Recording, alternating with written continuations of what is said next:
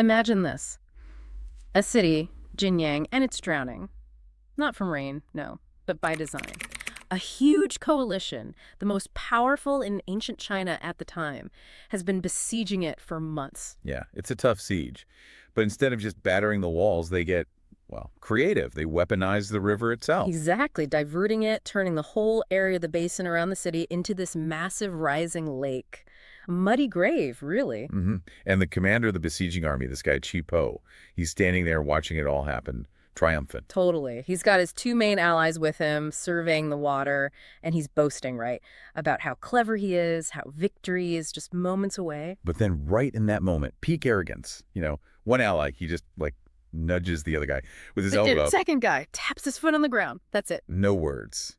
Just this subtle, silent exchange. An elbow and a tap. And in that instant, boom, the fate of the most powerful man in China sealed. He just doesn't know it yet. It's such a cinematic moment, isn't it? And what makes this whole deep dive so fascinating, I think, is how the history itself was recorded. Oh, yeah. Well, the main historical record for this entire period, this massive text covering centuries, it actually breaks its own rules. It jumps ahead in time. It does, to tell this story. To basically write the ending to that scene, the drowning city and the silent betrayal, 11 years before it actually happened. It's wild. Okay, wow. Let's definitely unpack that. This monumental historical puzzle. We are diving deep into the Battle of Jinyang today. And it's more than just a battle. It's a story of ultimate political ruthlessness, real calculation, strategic patience, too. And it's all wrapped up in this final, weirdly structured passage of a foundational historical text. So our mission really is to figure out why. Why was this one betrayal, this event 2,500 years ago, seen as so incredibly decisive? Yeah, why did the historian feel it was the moment the whole spring and autumn period just ended? Right, it's like slamming the door on an entire era. So, to get it, we need the context first, the geopolitical landscape. We're talking about the spring and autumn period, roughly 771 down to about 476 BCE. And for anyone listening, if you need a Western parallel, maybe think of, high medieval Europe. Feudal lords, shifting alliances. Or maybe the Greek city-states, before Alexander the Great. Constant maneuvering, little wars, big egos, that kind of vibe. A time of endless, kind of low-level conflict. And the whole political setup was, inherently unstable, wasn't it? You had this figurehead king, the king of Zhu, at the top. On paper, yeah. Supreme religious authority, source of legitimacy, all that. But actual power. Political, military, zero. So he's like the Pope, but without any armies or land, really, just the ceremonial stuff. Pretty much. Yeah. The real power, the day-to-day muscle was all held by these incredibly powerful vassal lords, the great houses, you could call them. Constantly fighting for dominance within their own states and against each other. Exactly. So when we zoom in on the state of Jin, which is where all this drama unfolds, Jin is like a superstate, but it's held together by this extremely volatile coalition of these great houses. Houses like Chao, Qi, Han, and Wei. These are our main players. It really does sound a bit like Game of Thrones, doesn't it? The Starks and Lannisters always jockeying for the throne. It's a great analogy, actually. The stakes were just as high. Power was fluid, based on family ties. Military might, not just old traditions. And Jin specifically was ruled by just a handful of these clans, right? The 6 ministers. That's right. They'd basically sidelined the actual Duke of Jin, turned the state into an oligarchy run by them. And our story, the Battle of Jinyang, it's the final explosive collision between two of the biggest. Yeah. The super aggressive Qi clan and the, let's say, very resilient Chao clan. Okay, so let's dive into that historical puzzle first. The source itself. This primary record, it's not just some dry chronicle, is it? It's considered foundational, like the Herodotus or Thucydides of ancient China. Painstaking work. Absolutely essential. And historical records like that, especially the really meticulous ones, they live and die by chronology. Yeah. Year by year, event by event. That's the rule. But this one breaks the rule. You said it jumps ahead. Completely. The main narrative, it kind of wraps things up around 468 BCE, standard procedure. But then it sticks in this weird, isolated little story from 4 years later, 464 BCE. Just a brief encounter, a seemingly minor personal insult. Wait, that's odd. And then gets odder.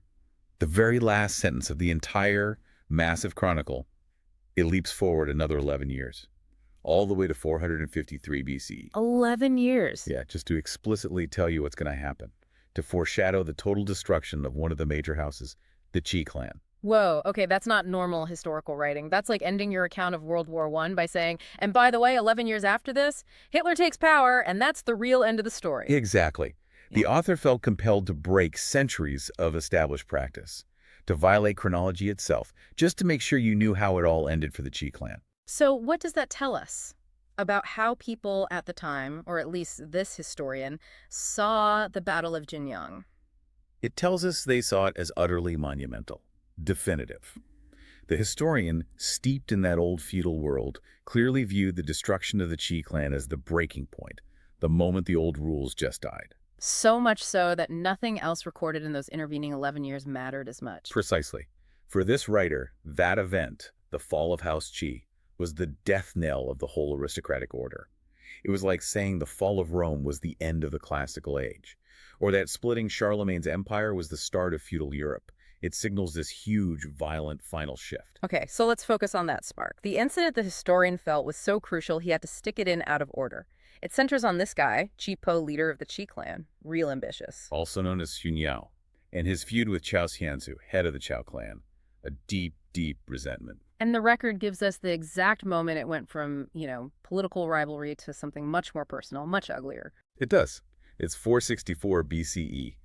Qi Po and Chao Xianzu are traveling together outside the state of Jing. And Qi Po, who's known for being arrogant, he tries this power play. What does he do? He tries to force Chao to enter the city gate first. Suggesting Chao's the superior one, deserves the honor. But it's a trap. A trap how? Well, if Chao accepts, he's implicitly acknowledging Qi Po's right to sort of direct him, to set the terms. It boxes him in politically. Okay, so Chao sees through it. He does. He declines. Politely, probably, but firmly. He doesn't fall for it. And Qi Po doesn't like being refused. Not one bit. So he decides to humiliate Chao publicly, right there. The source says he mocks him, questions his legitimacy, even his manhood. Ouch, what did he say? The line recorded is brutal. Ugly and without courage, what makes you fit to be an heir? Wow, that's Yeah. personal. Attacking his looks, his character, and his right to lead his clan. All in one go. Designed purely to shame him. Maximum impact. The expectation, I guess, was that Chao would either lose it, explode in rage, or just kind of crumple. But he doesn't. He doesn't. Yeah. His reply is incredible. It shows this almost terrifying level of self-control. And crucially, it shows he's playing the long game. What does he say back? He looks right back at Qi Po and says something like, by being able to endure shame, I might perhaps bring no harm to the Chao clan.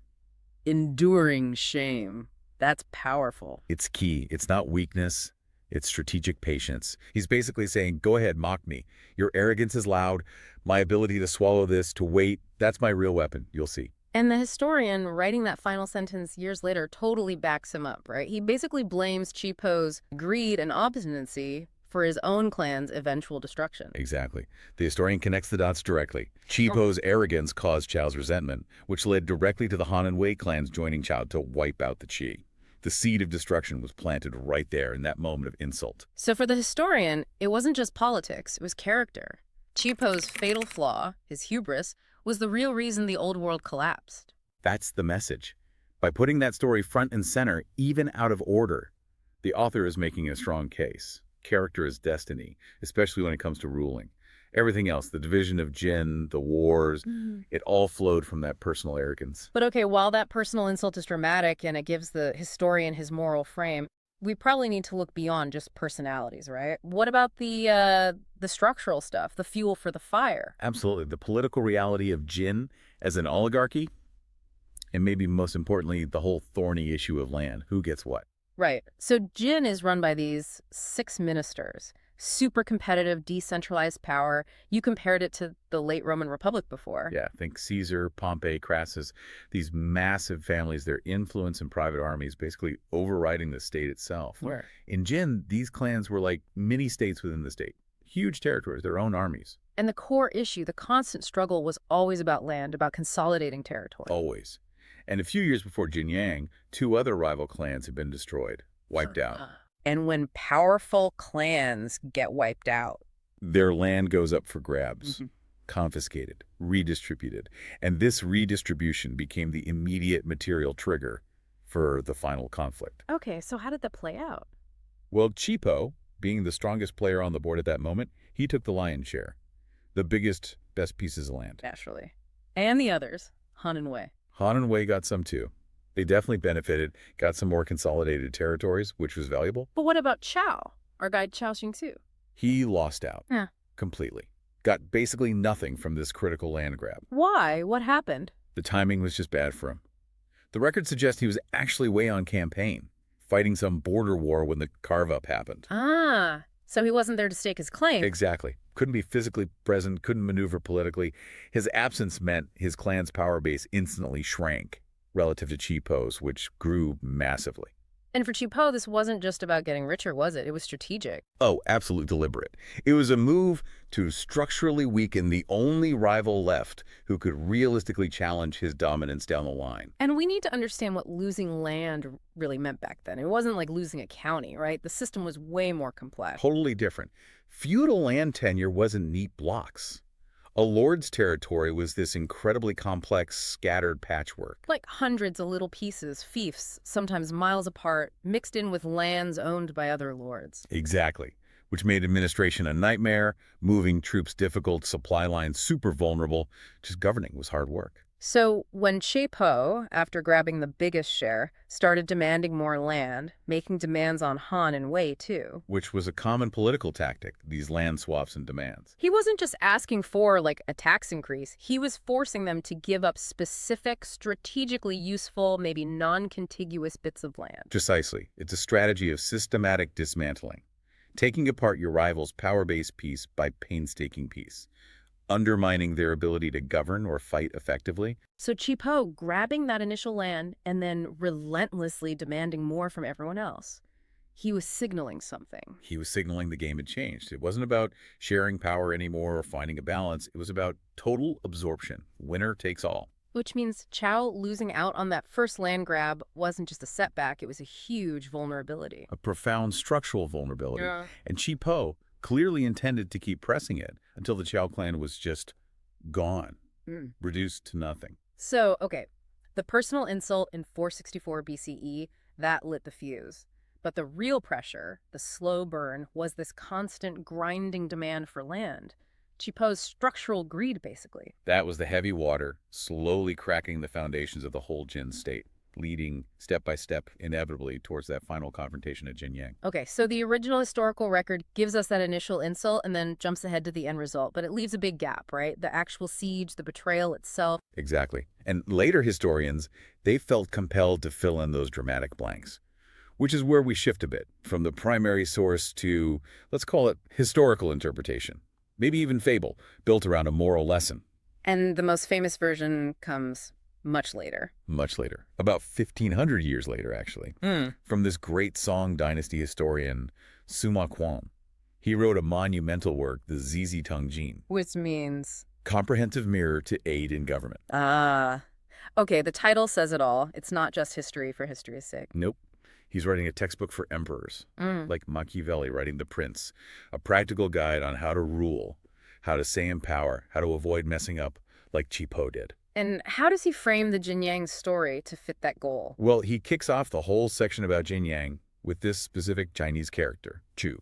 It basically means in the beginning or originally. Like a flashback. Exactly like that. It signals, okay, pay attention, here's the crucial backstory you need to understand why everything fell apart. Like putting 50 years earlier on screen in a movie. And what's the core message he's trying to get across with this flashback? His whole narrative is built around this one central thesis. Virtue is ultimately more important than talent, especially when it comes to leadership. So virtue, maybe combined with that strategic patience we saw in Chao, will win out over just being brilliant, but, you know, immoral. That's the argument. And Qiao, that's Chi Po's name in this later account, becomes the perfect example of talent without virtue, the tragic villain. How so? What's the backstory? Sima Guang digs into Qiao's past. He tells us that Qiao's own father, the old head of the clan, was specifically warned about him. Warned about what? About his character. Everyone knew Qiao was brilliant. Military genius, sharp administrator, politically cunning, unmatched talent. But he lacked basic virtue. No modesty, no restraint, just pure arrogance. But the father chose him as heir anyway. He did. Roll the dice, basically. Believed that sheer talent could overcome the character flaws.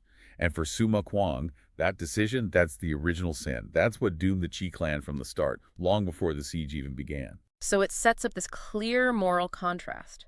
Qiao, the talented but fatally flawed villain. Versus Cha Shansu, the virtuous hero, the one who remembered being shamed, swallowed his pride, and waited patiently for his chance, playing the long game. Okay, so how does the conflict actually ignite in this version? It escalates when Qiao, riding high after his earlier land grabs, makes these huge demands for territory from the other major clans, Han Kangsu of the Han clan and Wei Huanzu of the Wei clan. And they just give in. They do, immediately. They see the writing on the wall. They know how dangerous Qiao is. It shows their pragmatism, maybe their fear. But then Qiao makes the same demand of Chao Xiangsu. And Qiao refuses, flat out no. He remembers that public humiliation from years before, and he's not going to bleed his clan dry giving away more land. And that refusal is the final straw, the justification for war in this moral tale. Pretty much. Qiao is enraged. Yeah. How dare Qiao defy him? So he forms this alliance, this seemingly unbeatable coalition with Han and Wei, the very guys he just strong-armed, and they all march together to crush Qiao. Siege time at Chao's main stronghold, the city of Jinyang. And Chao's choice of Jinyang is important in Sima Guang's telling. He makes a point that the Chao clan had ruled there benevolently for a long time, earning the fierce loyalty of the people. Reinforcing the virtue theme. Even when things look desperate, the good ruler finds support. Exactly. And the siege itself. Qiao shows his military brilliance again. Regular siege tactics. Too slow. He looks around, sees the river. But it's that terrible idea. The river diversion. A massive feat of engineering. He orders his forces to basically dam and redirect the river to flood the entire city, weaponizing water. The description of the conditions inside the city must be harrowing. Oh, it is. Sima Guang paints this grim picture. Water rising relentlessly, people forced to build nests high up on the walls just to survive, eating moldy grain, utter desperation, total catastrophe looming. Victory for Qiao and his allies seems absolutely certain. Which brings us right back to that incredible scene we started with. The peak of the drama in Sima Guang's telling. Qiao, Han Kangsu, and Wei Huanzu standing there watching the floodwaters rise against the walls of Jinyang. Yeah. Qiao's just soaking it in. He's done it, proven his genius, found this devastating new way to wage war using nature itself, and he just can't contain his pride, his hubris. And then he says it, the fatal boast, the line that seals his doom. Today I have learned that water can be used to destroy a nation. Wow, wow. You have to pause there, don't you? Think about the sheer stupidity of saying that out loud. It's unbelievable self-sabotage. Yeah. He's just demonstrated this terrifying new weapon, a climate weapon, basically, and he immediately broadcasts the danger to the very allies standing next to him. Allies he just recently strong-armed into giving him land. Did he really think they'd be impressed? Or terrified? He must have thought they'd be impressed by his power, but he completely misread the room. Or maybe he didn't care. Standing there, with the water rising, looking at Han and Wei, whose own capital cities were probably near rivers too, he just showed them he could divert those rivers just as easily. It wasn't a celebration of victory. It was an implicit threat, a chilling preview of their own future destruction.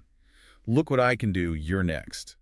It's the ultimate tactical blunder born from pure arrogance. It wasn't just the words, it was the transparency of his intent. He showed them, crystal clear, that he wasn't just fighting Chao. He was aiming for total dominance, and they were just temporary tools. Disposable pawns. He proved he was going to liquidate them next. And the source material, Sima Guang's account, captures their reaction so perfectly it's all nonverbal. This silent, terrified realization dawning on them. Wei Huanzu, supposedly without even looking at Qiao, just subtly nudges Han Kangsu with his elbow. And Han Kangsu gets it instantly, taps his foot. That's the signal. Elbow. Foot tap. In that second, the three-way alliance just evaporates and instantly becomes a two-way conspiracy, aimed squarely at the guy standing between them. It's pure Shakespeare, played out in history. No need for a secret meeting in a tent, no dramatic speeches, just cold, silent political calculation triggered by fear. The terrifying recognition. This guy sees us not as partners, but as obstacles, this siege. It's just practice for when he comes for our cities. So the trigger for the switch, the betrayal, wasn't some sudden attack of conscience, like Sima Guang's moral framework might suggest. Not really. It was the chilling existential math. Their own survival now depended entirely on getting rid of Qiao before he got rid of Qiao, their only remaining shield. So that famous boast wasn't just arrogant, it was strategically suicidal. He showed his talent, sure, but his arrogance revealed his whole game plan. And in the brutal world of ancient Chinese power politics, showing your hand like that, way more dangerous than showing weakness. Okay, so Sima Kuang gives us this great story, this moral fable about talent versus virtue. But to really get the deep significance of Jinyang, we need to peel back that layer, right? Look at it through a different lens. Yeah, the lens of pure, cold, realpolitik. That's the essential deep dive here, I think. We shift from thinking about moral destiny to thinking about strategic opportunism, power maximization. This wasn't really about good guys and bad guys. Not at all. It was a masterclass in ruthless calculation executed brilliantly by the two weaker players, Han and Wei, who understood the strategic geometry of the situation much better than the strongest player did. Let's define realpolitik clearly here, because it feels like the engine driving this whole thing. Right. It's a way of looking at politics based entirely on practical, material factors: power, resources, geography, military strength. Not ethics, not tradition, not ideology, just what works, what gets you ahead. Like Bismarck in 19th century Germany, uniting the country through blood and iron, making alliances, fighting wars, purely as tactical moves to consolidate power. Exactly. And Han and Wei, they were practicing realpolitik like pros 2,300 years before Bismarck was even born. So what was their strategy? It seems incredibly risky, but also brilliant. It was complex, and the timing had to be perfect. They knew they couldn't beat Chi Po alone. They also knew if Chao fell, they were absolutely next on the chopping block. So they developed this two-step plan based purely on ruthless risk assessment. Okay, step one. Step one was unavoidable. Ally with the strongest guy, Chi Po. Help him eliminate the main rival, Chao. This achieves two things. It weakens the overall field, and it buys them time and safety under Chi's military umbrella. They had to play the part of loyal subordinates. Okay, that makes sense. But the crucial part is step two. Step two, wait. Wait until Chao is almost completely finished, functionally annihilated. That's when Chi Po is at his peak power, yes, but also potentially overconfident, maybe tactically overstretched, and crucially vulnerable to sudden betrayal. And then switch sides. Instantly. Flip the script, join Chao, or what's left of him, and together eliminate the biggest threat, Chi Po himself. Wow. The nerve required for that timing. Immense political nerve. They had to judge exactly how close Chao was to total collapse. Switch too early. Chi Po might still crush them both. Maybe Chao couldn't help much. Switch too late. Chao's gone, and they're facing Chi Po alone, who's now completely dominant. So the siege of Jinyang, for Han and Wei, it wasn't just about destroying Chao. It was a ticking clock for their own survival. Absolutely. They let the floodwaters rise, pushing Chao to the absolute brink, making sure Chao was weak enough to desperately need their help when they offered it. But they couldn't let him drown completely. And that moment on the riverbank, the boast, the elbow, the tap, that was the signal. The calculation finally clicked. Yeah. The risk-reward shifted. The city was drowning proof of Chi Po's terrifying power. The boast was proof of his murderous intent towards them. The moment was perfect. Chi Po's drunk on victory, guard is down. While Chao is desperate, maybe half-drowned, but still alive. Still capable of fighting back if someone throws him a lifeline. And the execution was immediate. Flawless. That very night, Han and Wei defect. They secretly send messages, coordinate with Chao Xiangsu inside the city.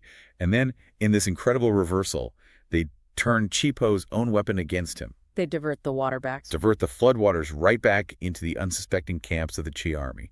Utter chaos, total surprise, devastation. And the combined forces, Chao, Han, and Wei, just rolled over them. Completely destroyed the Qi clan. Yeah. Wiped them out, 453 BCE. It wasn't just a defeat, it was annihilation. A clean surgical removal of the biggest power player on the board. And the Qi lands. Carved up immediately. Divided among the three victors. Chao, Han, and Wei.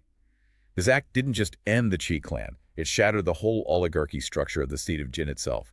Jin effectively ceased to exist as a unified power after this.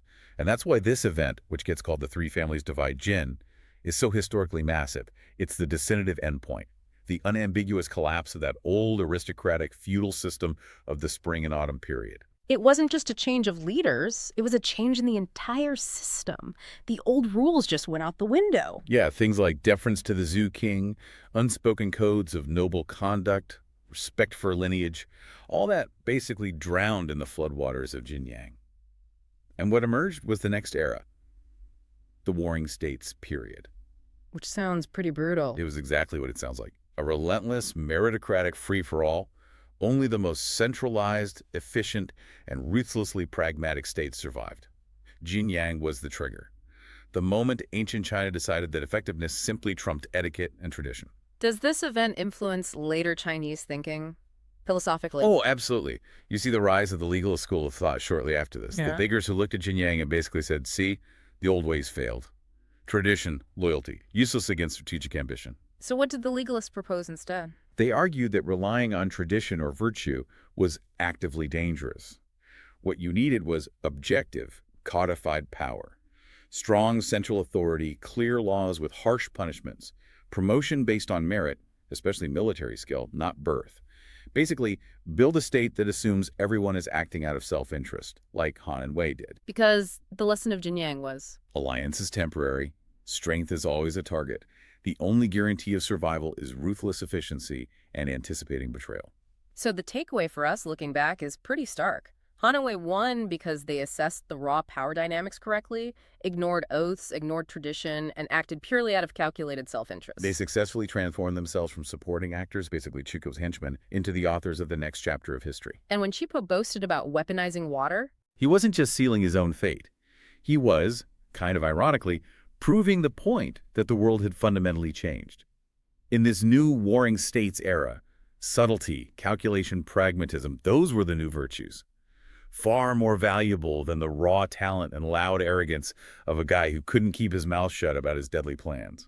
the old rules were dead. What mattered now was ruthless political skill. And maybe that strategic patience, Chao enduring shame, Han and Wei waiting for that perfect moment to strike. So we've kind of followed the thread, haven't we, from that strange chronologically broken passage in the early historical record. The historian who just had to tell us the ending 11 years early. Right. Through to Sima Kuang's later, much more dramatic moral tale about virtue versus talent. Which is a great story, but maybe not the whole story. And finally landing on the underlying historical reality. The Battle of Jinyang as this chillingly effective masterclass in realpolitik, proof that tactical opportunism and the drive to consolidate power were the forces that really brought the old world crashing down.